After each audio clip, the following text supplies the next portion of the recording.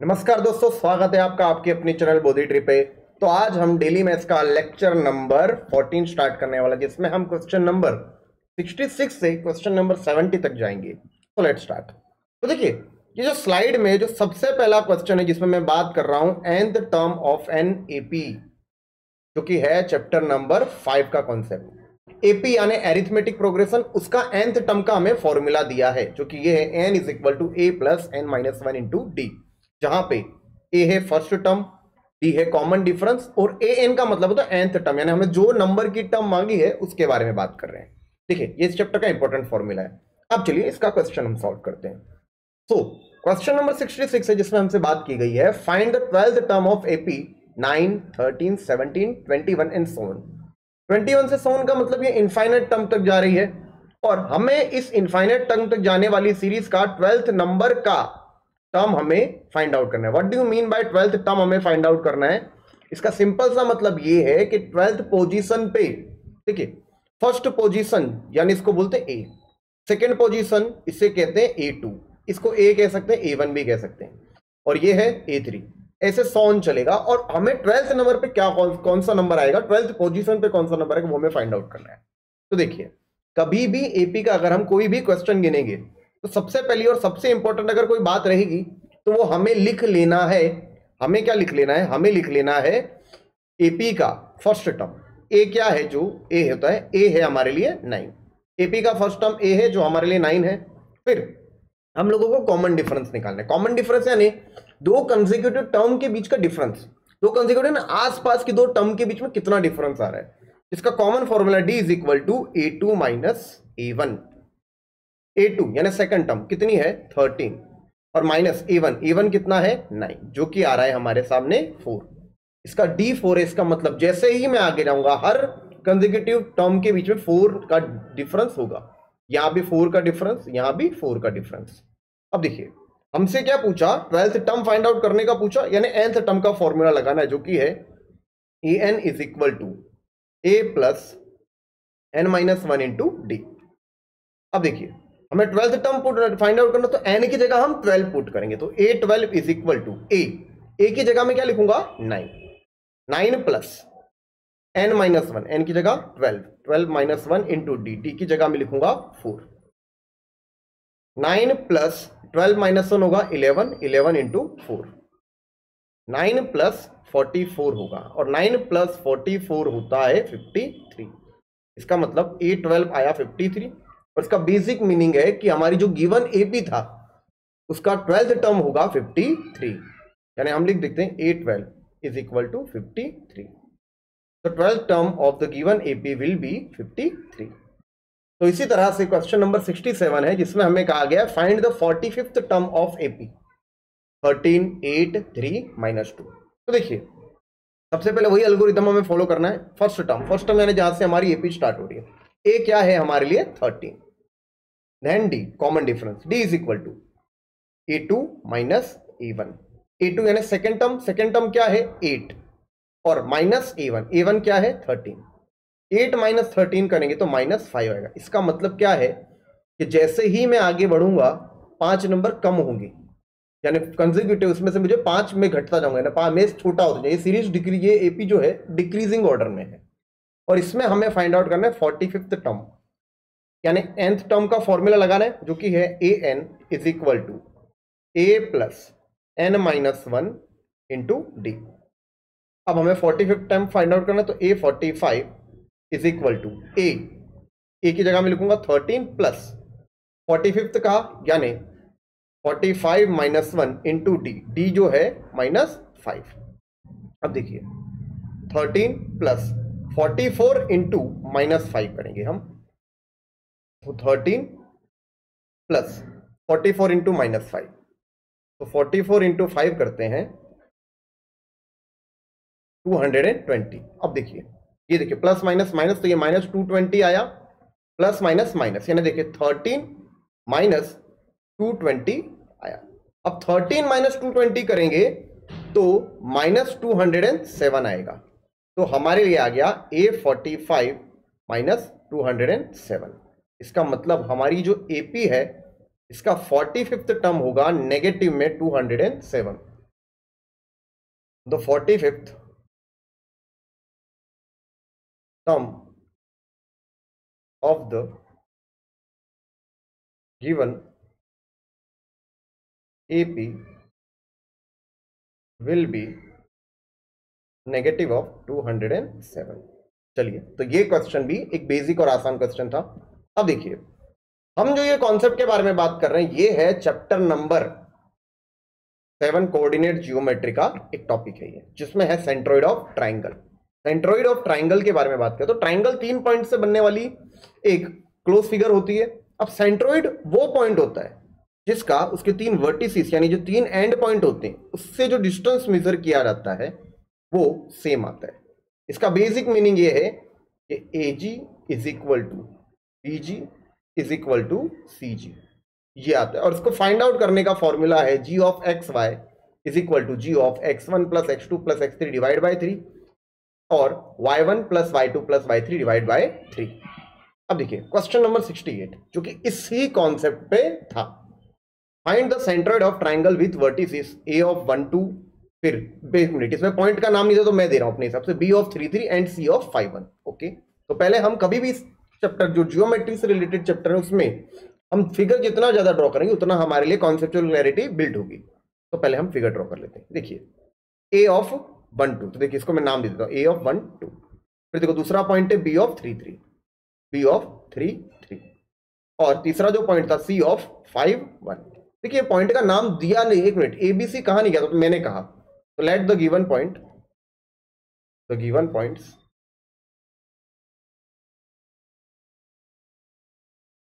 जो कि था A ऑफ 1 2, इसको मैं कह देता हूं A ऑफ X1 Y1।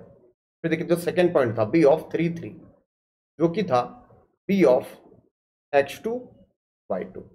अब जो थर्ड पॉइंट था जो कि था C ऑफ 5 1 वो रहेगा हमारे लिए C of X3 Y3।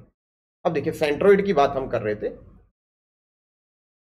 Centroid of triangle,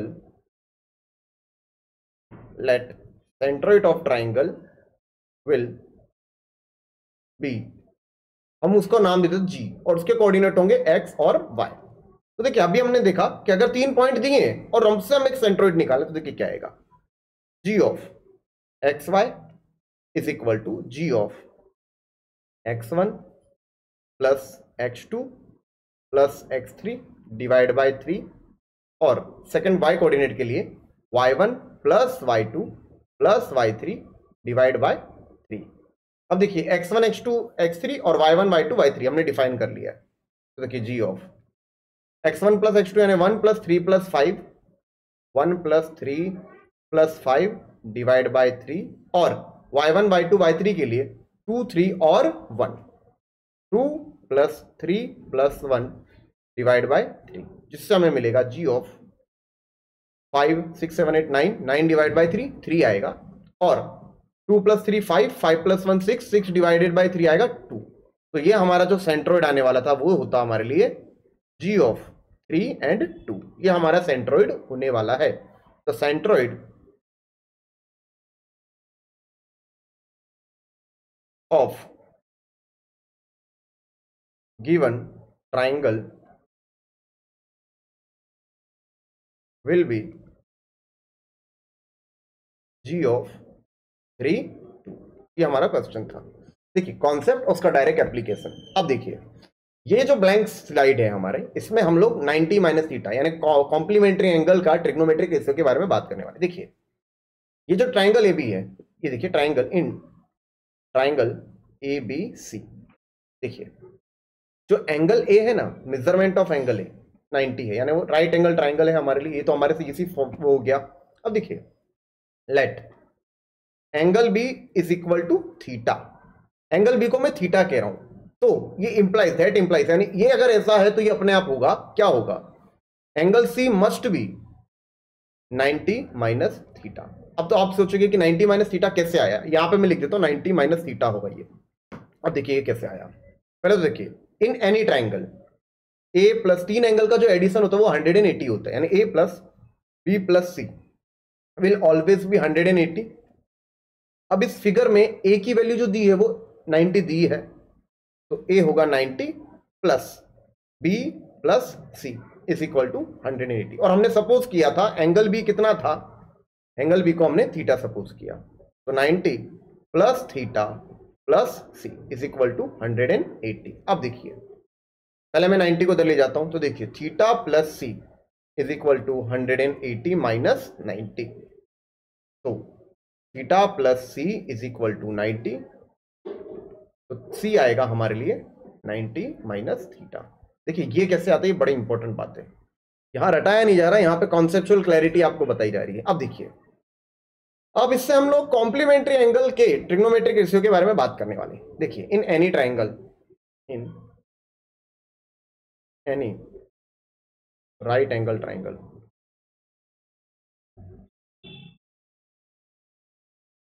in any right angle triangle, देखिए sine 90 minus theta is equal to cos theta होगा। फिर वैसे ही कॉस 90 माइनस थीटा होगा साइन थीटा। फिर देखिए tan 90 माइनस थीटा होगा cot theta, cot 90 minus theta होगा tan theta, cosec 90 minus theta होगा सीक थीटा, और सीक 90 माइनस थीटा होगा कॉसिक थीटा। अब ये याद नहीं करना, ये अपने आप याद होगा। देखिए कैसे, साइन थीटा का जो फॉर्मूला है वो था opposite upon hypotenuse. Sine theta मैंने कहा, इसका मतलब हमें हमारे ऑब्जर्वेशन लेने थीटा से। साइन थीटा कहा है, इसका मतलब मैंने कहा कि हमें हमारे ऑब्जर्वेशन लेने इधर से, थीटा से। थीटा के ऑपोजिट में क्या है, ए सी, और थीटा के हाइपोटेन्यूज क्या है, वो तो ए बी सी रहने वाला है, तो ए सी अपॉन बी सी, तो साइन थीटा आया। अब वैसे ही आप देखना कॉस थीटा का देख लिए, चले कॉस थीटा का देखिए, कॉस थीटा का होता है एडजेसेंट अपॉन हाइपोटेन्यूज। एडजेसेंट यानी थीटा के एडजेसेंट, यानी थीटा के एकदम पास में कौन सा साइड है, वो है ए बी, और हाइपोटेन्यूज वो क्या है, बी सी। अब ध्यान दीजिएगा, साइन 90 माइनस थीटा की मैं बात करता हूं, 90 माइनस थीटा यानी मेरे को यहां से ऑब्जर्वेशन लेना है। अब 90 माइनस थीटा कहा है, तो साइन 90 माइनस थीटा यानी वही फॉर्मूला, फंडामेंटल फॉर्मूला वही रहेगा, ऑपोजिट अपॉन हाइपोटेन्यूज। पर देखिए ये 90 माइनस थीटा के ऑपोजिट में है ए बी, और हाइपोटेन्यूज है बी सी। और वैसे ही अगर मैं बात करूं कॉस 90 माइनस थीटा, तो देखिए कॉस में क्या हो, 90 minus theta adjacent upon hypotenuse. Adjacent देखिए 90 माइनस थीटा के एडजेसेंट में क्या है, ए सी अपॉन बी सी। अब देखना साइन थीटा और कॉस 90 माइनस थीटा में देखिए ये एकदम सेम है, sine theta A C upon B C, और कॉस 90 माइनस थीटा भी ए सी अपॉन बी सी है। इसके लिए देखिए साइन कन्वर्ट हुआ कॉस में, इसको मैं यहां पे लिख देता हूं, साइन कॉस में कन्वर्ट हो सकता है 90 माइनस थीटा का फॉर्मूला लगा के। अब देखिए यहां पे भी देखिए कॉस थीटा था तो साइन 90 माइनस थीटा की वैल्यू भी सेम होगी, और सोन, ये हम बाकी के ट्रिग्नोमेट्रिक एंटिटी पे भी लगा सकते हैं।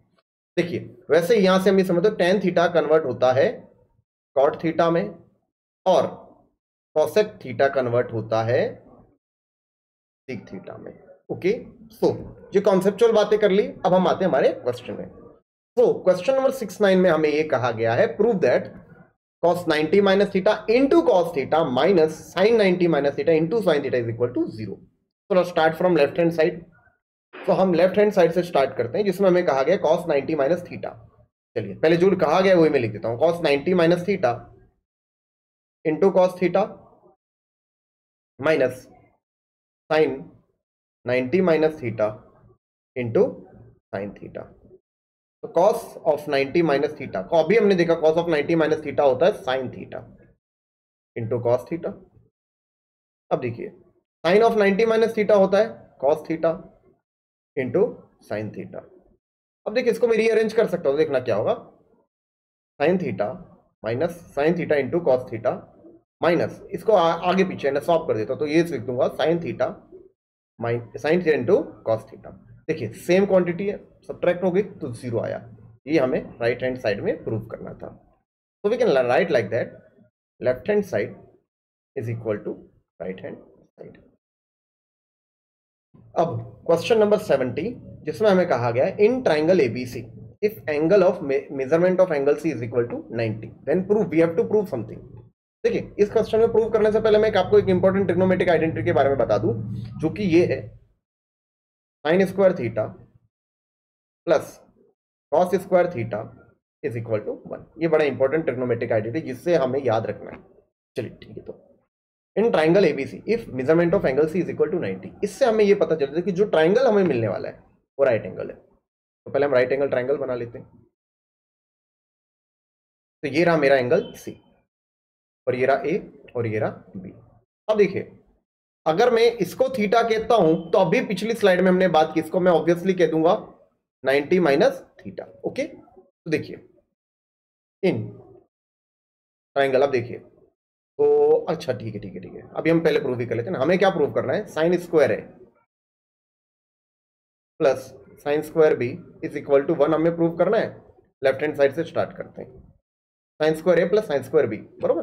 तो देखिए साइन स्क्वायर ए, अब देखिए बी के साइन स्क्वायर ए को मैं 90 माइनस थीटा कह सकता था और साइन स्क्वायर बी वैसे का वैसा। अब देखिए एंगल ए को मैं 90 माइनस थीटा कह सकता हूं और एंगल बी को मैं थीटा कह सकता था। तो देखिए साइन स्क्वायर ए को साइन स्क्वायर, नहीं तो ध्यान से देखिए ना, measurement angle A plus B plus C is equal to 180। C तो 90 था, सी तो 90 रहा, तो ठीक है सी की जगह देखिए A plus B plus 90 is equal to 180। A plus B is equal to 180 minus 90 होगा 90।